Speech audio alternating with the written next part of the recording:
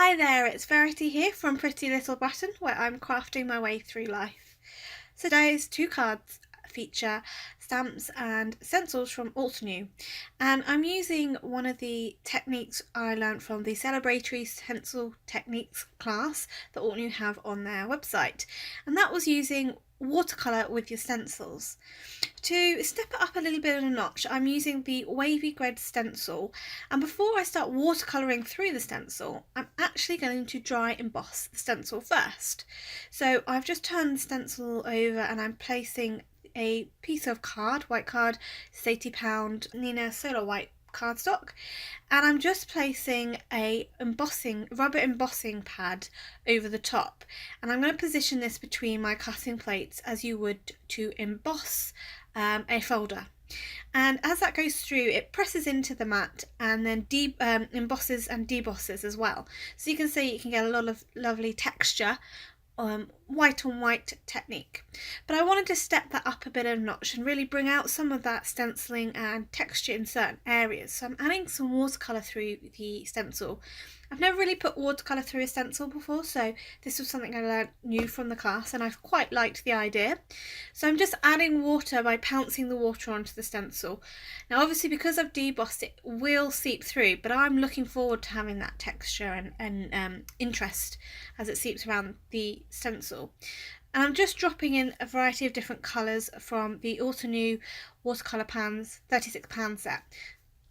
The colours I'm using are Lagoon and Prussian Blue, two colours that I really like together, and I think they just bounce off of each other nicely as blues.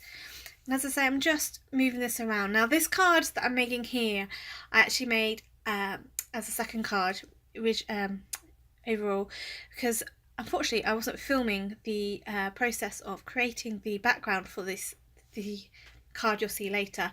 Unfortunately my camera wasn't working, so this card I made second, but I wanted to show you the technique of making the background. So I'm just adding water around the edge just so it blends and smooths out a bit, so I've not got too many harsh lines on the edge. And as you see, when you reveal it, you get such a lovely texture and interest to the background. And I just use my heat gun just to dry it off. So I'm using the Happy die from Altenew, and I'm going to layer this die cut up, and I decided that I quite like the black against the blues and the white. It really gave a great contrast. So I've just die cut white because originally that's what I thought I was going for, but I changed my mind for black, and I'm just layering it up using some multi-medium matte adhesive, and I'm just positioning it on the card to see if I like it and working out what sentiment to go with it. So I'm using a sentiment from the Birthday Builder sentiment stamp set, and I'm just adding, for some more interest to the background, I'm adding some black splatter using the watercolour Moonstone Black, and just adding that on, and that splatters really well because it's quite watery, and I dried that off. To add a little bit more interest, I'm just foam mounting the panel onto the card, and I'm using that to help also straighten the card out, because a lot of adding the water, as it's not watercolour card, has warped it a little bit, so adding the foam, a big foam panel on the back, helps straighten the card out. And then I'm just positioning the sentiment onto the card using my T-ruler to ensure that I have that straight, and just trimming it off so it doesn't overhang. And to add the die cut sentiment, I'm just using some multi-medium matte adhesive. And that finishes this card off. I quite like leaving this card quite simple because I think with the colours it could go quite well for a masculine card. I don't think it's too over feminine. Yes, one of the blues is a little bit more of a purpley hue, but I think it could still pull off as a masculine card.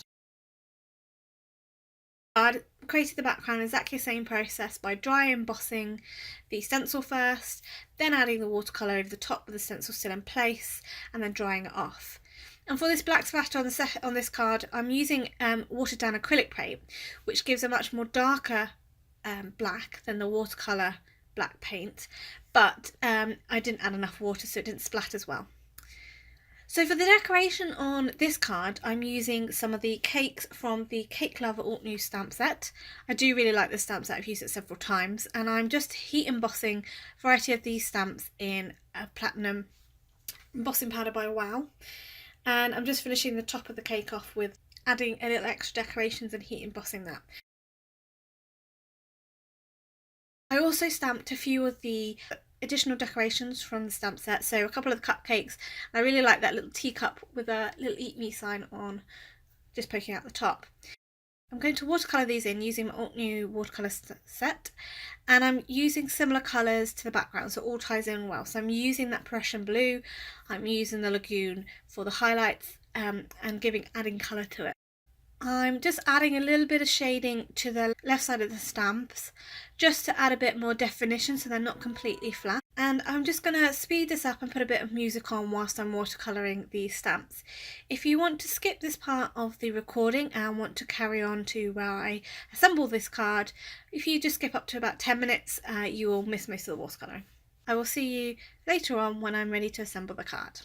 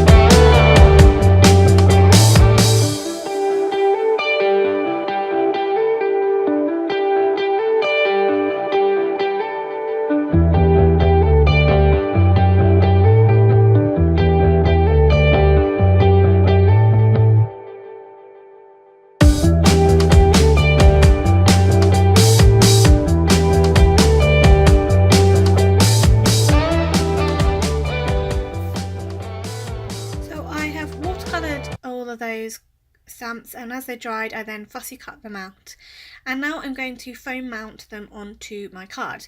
And obviously I couldn't decide whether I was going to use all of them or just the main cake, but I decided to use all of them in the end, and I wanted a little cluster for interest. So I'm using different levels of foam tape and foam pads just to add a bit more depth and dimension and interest really.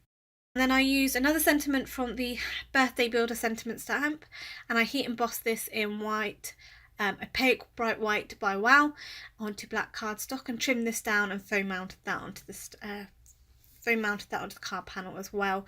Again, using material just to line that up straight.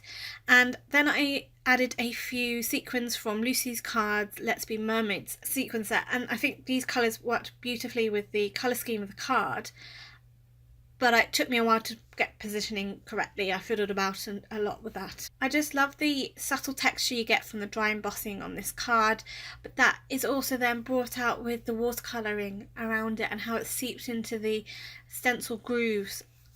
Both of these cards I really enjoyed making, and I love the colour scheme and colour combination I went for. I don't usually go for just an all blue card, as far as I can remember.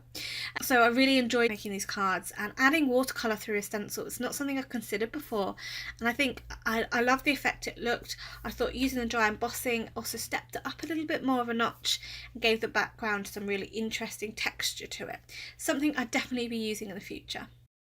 If you enjoyed this video, why not check out this card where I created a watercolour wreath for a thank you card. If you're not subscribed already, I'd love it if you could subscribe to my channel and hit that notification bell to be notified when I've next got a post up. Until next time, happy crafting!